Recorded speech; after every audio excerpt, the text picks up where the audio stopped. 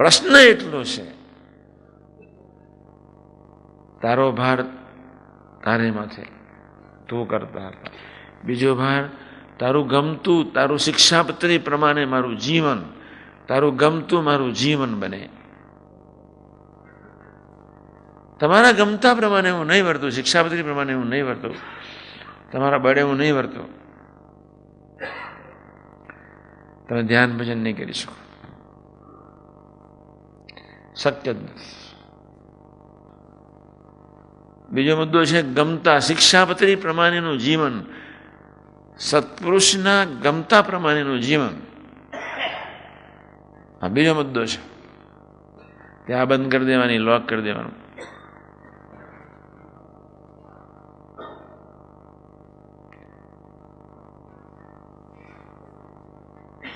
ચાવી પોતાની પાસે રાખવાની જ નહીં.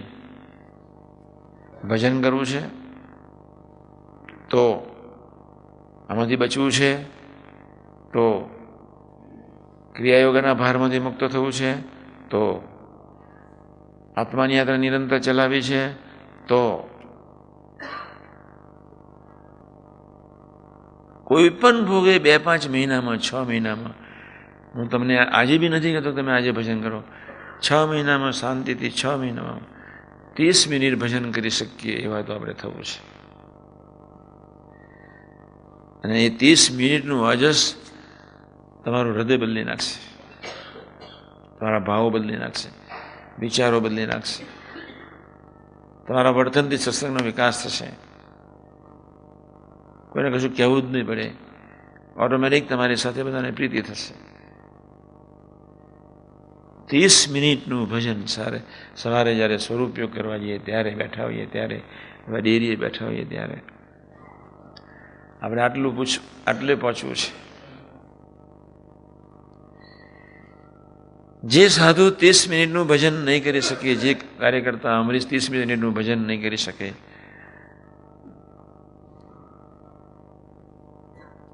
એનો પ્રસારો મોટો થતો જવાનો. અહંતા ને મમતાના ક્રિયાયોગોમાં એનો આત્મા, એના મન બુદ્ધિ ડૂબી જવાના. જે મનથી, બુદ્ધિથી, ચિત્તથી, અહમથી જે ક્રિયાઓ, સેવાઓ થાય છે એમાં એ ડૂબતો જ જશે, ડૂબતો જ જશે, ડૂબતો જ જશે. એ બહાર નહીં નીકળી શકે. પછી તો બધો ભાર કો બહુ પસારા મત કરો. સત્સંગ સંતોના યોગમાં હોવા છતાંય, ગુણાતીત પુરુષોના યોગમાં હોવા છતાંય બહુ પસારા જ થયા છે. બીજો કોઈ ધંધો કોઈ કર્યો જ નથી, પસારા જ કર્યા. કોઈ સાત્વિક ભાવથી, કોઈ ઐશ્વર્યથી, કોઈ સિદ્ધિથી, કોઈ અંતર્યામી શક્તિથી, પણ એ પસારા જ કર્યા. બહુ પસારા મત કરો. સંપ્રદાયને મોટા કરવાની મેક ન હોવી જોઈએ, સંપ્રદાયને સમૃદ્ધ બનાવવાની મેક ન હોવી જોઈએ, સંસ્થાને તેજસ્વી બનાવવાની મેક ન હોવી જોઈએ, સંસ્થાને અબજોપતિ બનાવવાની મેક. એક જ મેક, તું રાજી થા, નિમિત્ત થઈને સેવા કરું, બસ. પણ તમારે આટલું બહુ પાકું રાખવું છે, રાખવાનું છે. ગમતામાં વર્તવું છે, ભજનિક થવું છે, ગમતામાં વર્તવું છે, ભજનિક થવું છે, બસ.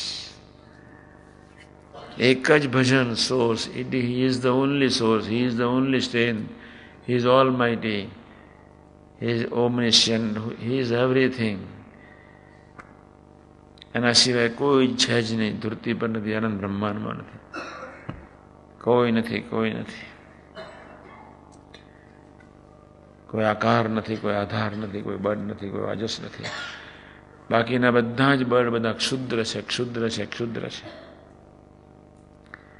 આપણે એની વિરાટ શક્તિમાં નાવું છે, એના અનંતતામાં નાવું છે, એના અનંત ઐશ્વર્યમાં નાવું છે, એના અનંત સુખમાં નાવું છે, એના અનંત આનંદમાં પ્રવેશવું છે, એના અનંતતામાં પ્રવેશવું છે. નેચરલ જીવન જીવવું છે, natural. Where there is a naturality, જ્યાં તમારું નેચરલ જીવન થશે ત્યાં બીજાને, તમે બેસી રહેશો તો તમારી પાસે લોકો બેસવા આવશે. અને તમે લાખો ટન કથા કરશો અને તમારો નેચરાલિટી નહીં હોય તો 2-5 વર્ષ તમારી પાસે રહેશે ને પછી બધા જતા રહેશે. એના કરતાં બી નેચરલ, બી સરળ. એટલા બધા સરળ થવાનું છે આપણે. કલ્પનાતીત છે સાકાર બ્રહ્મ. એક દિવસ વર્ણન કરીશ ને તમે બધા સાંભળજો. અક્ષર બ્રહ્મનું જ ખાલી વર્ણન કરીશ. એક દિવસ યોગી મહારાજનું વર્ણન કરીશ. પછી છેલ્લા અક્ષરાધિપતિ પૂર્ણ પુરુષ સ્થિર થઈ જવાય. વાચા જ બંધ થઈ જાય. વર્ણન શું થાય? આજના શુભ મંગળકારી દિવસે ભગવાન કેશન ભગવાન શિવ શક્તિ ભગવાન રામ ભગવાન સ્વામિનારાયણ અને એવા ગુણાતીત પુરુષો શાસ્ત્રીમાં યોગી મહારાજ, કાકાજી, પપ્પાજી, સાહેબ, સ્વામીજી સૌના ચરણાવિંદમાં એક જ પ્રાર્થના. છેલ્લો મોસ્ટ ઇમ્પોર્ટન્ટ શબ્દ તમે મારો એક શબ્દ યાદ રાખો. તમારા બીજામ મનાય કે ન મનાય, હું તમારા વતીને મહારાજને પ્રાર્થના કરીશ. આજે અંતરથી પ્રાર્થના કરીશ. સંતો તો ખૂબ ખુલ્લા, પાદિક સંતો વડીલો બધા ખૂબ ખુલ્લી વાતો, ખૂબ ખુલ્લો હૃદયથી આ શબ્દનો વિચાર કરજો. અત્યાર સુધી જે કંઈ તમે કર્યું તે અને જે રીતે જીવ્યા તે, ડાપણથી કે બોરપણથી, મનમુખી કે બુદ્ધિમુખી, તે માટે મહારાજને પ્રાર્થના કરીશ કે આ લોકોને ભોગવડાવતા નહીં.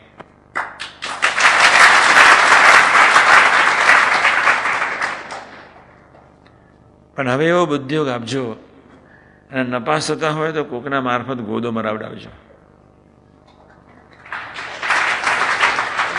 કે બિચારા ડાયા થઈને રોડ પર ચાલે.